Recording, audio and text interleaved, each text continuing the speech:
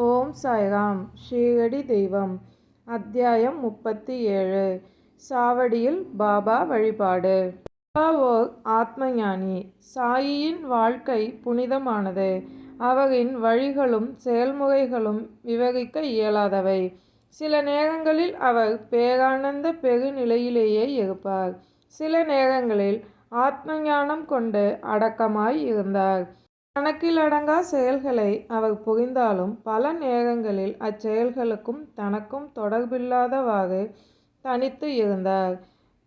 காண்பதற்கு செயலற்றவர் போல தோன்றினாலும் அவர் சோம்பலாகவோ அல்லது தூக்க நிலையிலோ இருந்ததில்லை. தனது சொந்த ஆன்மாவிலேயே அவர் கட்டுண்டு இருந்தார். அமைதி நிறைந்த கடலை போல காணப்பட்டாலும் அவர் ஆழம் காண முடியாதவர்.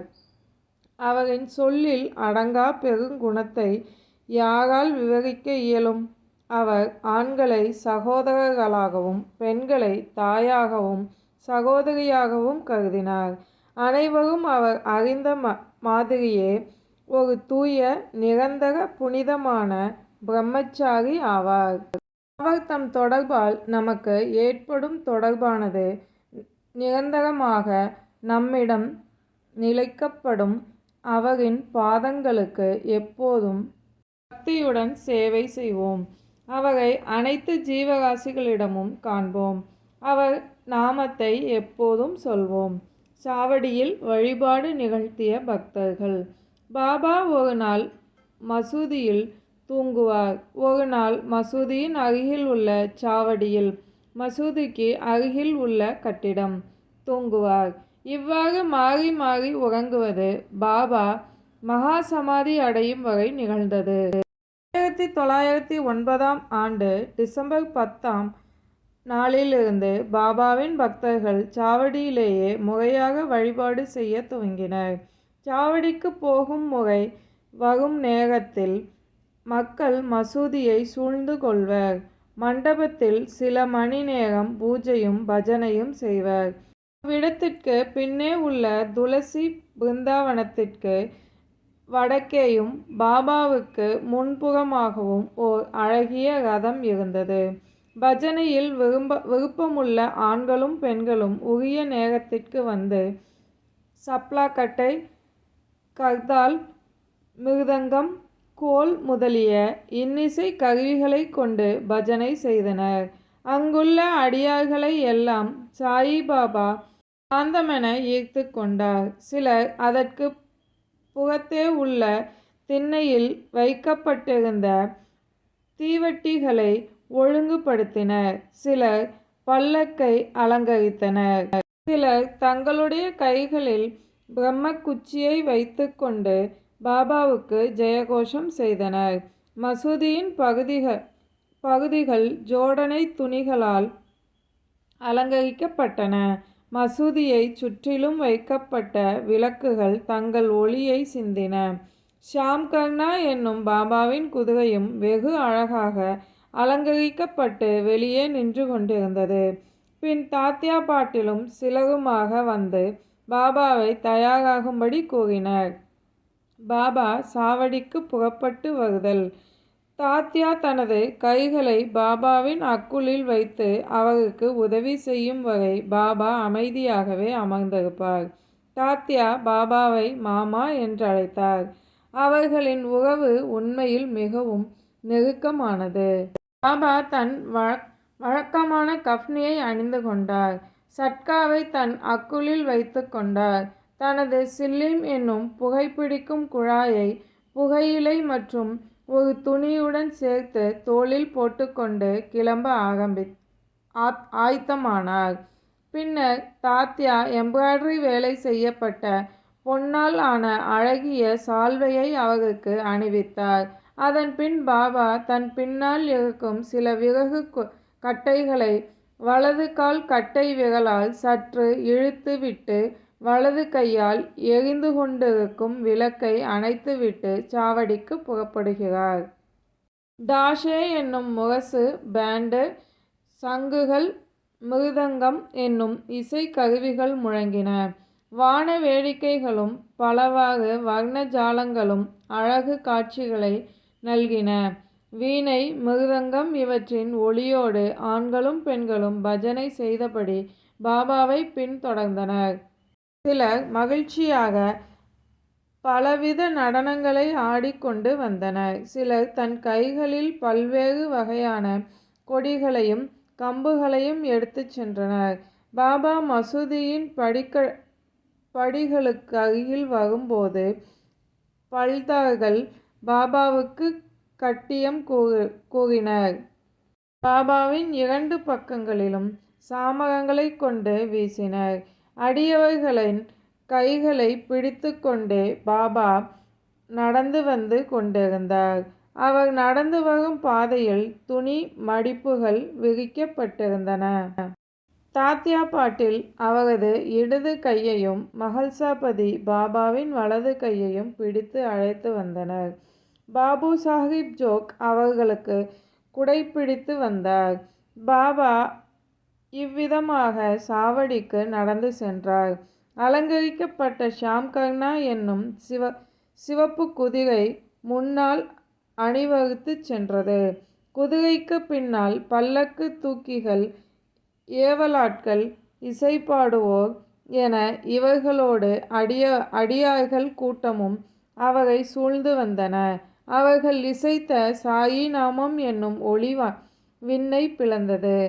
இவ்விதமாக ஊர்வலம் வீதி முனையை அடைந்ததும் இவ்வூர்வலத்தில் கலந்து கொண்ட அனைவரும் மகிழ்ச்சியோடு காணப்பட்டனர். தெய்வீக ஒளியுடன் பாபா. பாபா சாவடியை நோக்கி நின்றார். ஒரு தெய்வீக ஒளியுடன் பிரகாசித்தார். அவரின் தோற்றம் அதிகாலையின் விடியலை போன்றும் உதயமாகும் நிலையில் உள்ள கதிரவனின் செங்கதிர் போன்றும் சுடர்விட்டு ஒளி வீசியது. வடக்கு திசையில் பாபா யாரையோ அழைப்பது போல அத்திசையை நோக்கி நின்றார். எல்லா இசை கருவிகளும் ஒலித்து கொண்டிருந்தன. மேலும் கீழுமாய் பாபா தனது கரங்களை சற்று நேரம் அசைத்து கொண்டிருந்தார். அப்போது காக்கா சாஹிப் தீக்ஷித் குலால் என்னும் சிவப்பு பொடியுடன் கூடிய மலர்கள் கொண்ட வெள்ளித் தட்டினை பாபாவின் முன்னே வைத்தார். அவற்றை அவர் பாபாவின் திருமேனியில் அடிக்கடி தூவினார். அத்தருணத்தில் இன்னிசை கருவிகள் அதிக ஒளியுடன் மிக சிறப்பாக ஒலித்தன. பாபாவின் முகம் சுடர்விடும் கதிர் போல் அதிக காந்தியுடன் ஒளி வீசியது. ஒரு சோபையுடைய ஜோதி அவர் முகத்தில் வீசியதை அனைவரும் மனநிறைவு கொள்ளும் வரை பருகினார்கள். இந்த தெய்வீக காட்சியையும் கீர்த்தியையும் விவரிக்க வார்த்தைகள் இல்லை. ஆவேசம் கொண்ட மஹல்சாபதி நடனமாட ஆரம்பித்தார். ஆனால் அதை கண்டும் பாபாவின் கவனம் சிறிதும் சிதையவில்லை என்பதைக் கண்டு அனைவரும் அதிசயித்தனர். விளக்குகளை கையில் ஏந்திய மஹல்சாபதியும் தாத்யா பாட்டிலும் இடது புறமாகவும் வலது புறமாகவும் நின்று பாபாவின் ஆடை நுனியை பிடித்தவாறே வந்து கொண்டிருந்தது. ஒரு சுந்தர ஊர்வலமாய் கண்ணுக்கு இனிய காட்சியை நல்கியது.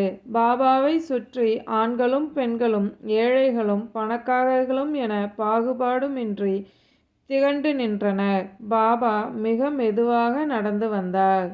பக்தர்களின் மகிழ்ச்சி வெள்ளம். பக்தர்கள் இரு மருங்கிலும் அன்பும் பக்தியும் கொண்டு தொடர்கிறார்கள். வளிமண்டலம் முழுவதும் மகிழ்ச்சி ஊடுருவி பரவியது. ஊர்வலம் சாவடியை அடைந்தது. அக்காட்சியும் அந்நாட்களும் கடந்துவிட்டன. இப்போதும் சரி, எதிர்காலத்திலும் சரி, அக்காட்சிகளை எல்லாம் இனி காண முடியாது.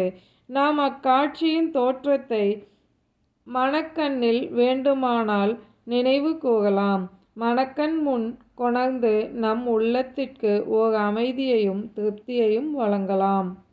சாவடிக்கு வெண்மை நிற கூரையிட்டு அலங்கார கண்ணாடிகளாலும் அலங்கார விளக்குகளாலும் அலங்கரிக்கப்பட்டிருந்தன. தாத்யா முன்னால் சென்று ஒரு ஆசனத்தை விரித்து பாபாவை அதில் அமரச் செய்தார். நல்ல கோட்டை அணிவிக்கச் செய்தார். அடியவர்கள் அவர்களை பல்வேறு விதமாக வழிபடுகின்றார்கள். இறகுகளுடன் உடைய கிரீடத்தை அவருக்கு சூட்டுகிறார்கள்.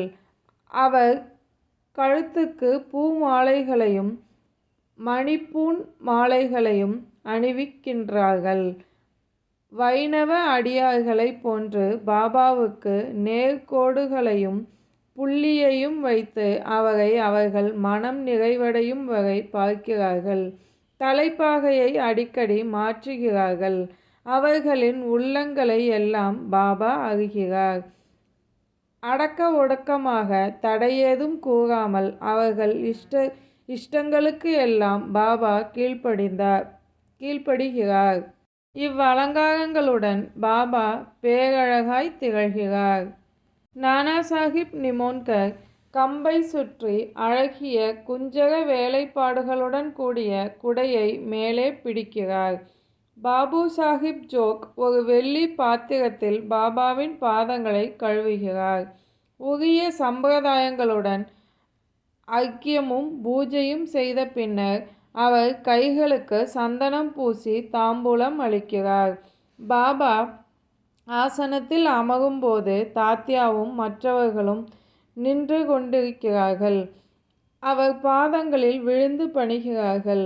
பாபா வசதியாக திண்டின் மேல் அமர இரு மருங்கும் உள்ள அடியார்கள் சாமரமும் விசிறியும் வீசுகிறார்கள்.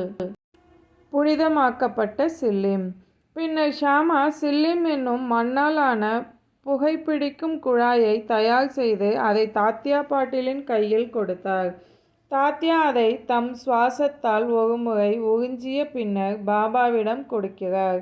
பாபா புகைத்த பின்னர் அது மகத் மகள்சாபதியிடம் கொடுக்கப்பட்டது. பின்னர் சுற்றியுள்ள அனைவரிடமும் வழங்கப்பட்டது. ஜடமான சில்லிம் புனிதமாக்கப்பட்டது. அதுவும் கூட பலவித தண்டனைகளுக்கும் துயரங்களுக்கும் ஆட்பட வேண்டியிருக்கிறது. ஆனால் குயவர்களால் மிதியுண்டும் வெயிலில் வைக்கப்பட்டும் நெருப்பில் சுடப்படும் இருப்பினும் பாபாவின் கைகளில் படுவதற்கும் அவரின் முகத்தை பெறுவதற்கும் அவை நல்ல புண்ணியம் செய்து இருக்கிறது. பின் பூமாலையை பாபாவின் கழுத்தில் அணிவிக்கிறார்கள். பூச்செண்டும் கையில் அளிக்கிறார்கள். ஆரத்தி. உணர்வின் வசப்படாதவரும் நடுநிலைமை மற்றும் அவாவின்மையின் அவதாரமாகிய சாயி தனக்கு அணிவிக்கப்பட்ட பூ மாலைகள் மற்றும் அலங்காரங்கள் பற்றி எல்லாம் எல்லளவும் கவலைப்படுவதில்லை. பாபா பக்தர்களின் மீது கொண்டுள்ள உண்மையான அன்பின் காரணமாக அவரவர் விரும்பிய வழிகளை கையாண்டு மகிழ்வடைய அனுமதித்தார். ஆரத்தியுடன் விழா முடிவடைந்தது. விழாவின் இறுதியில் பல இன்னிசை கருவிகள் முழங்க பாபு சாஹிப் ஜோக் சம்பிரதாய முறைகளுடன் பாபாவுக்கு ஆரத்தி காண்பிக்கிறார். ஆரத்தி முடிவுற்றதும் அடியவர்கள் ஒவ்வொருவராக பாபாவின் பாத கமலங்களை வணங்கிய பின் விடை பெற்று கொண்டு வீடுகளுக்கு திரும்புகிறார்கள்.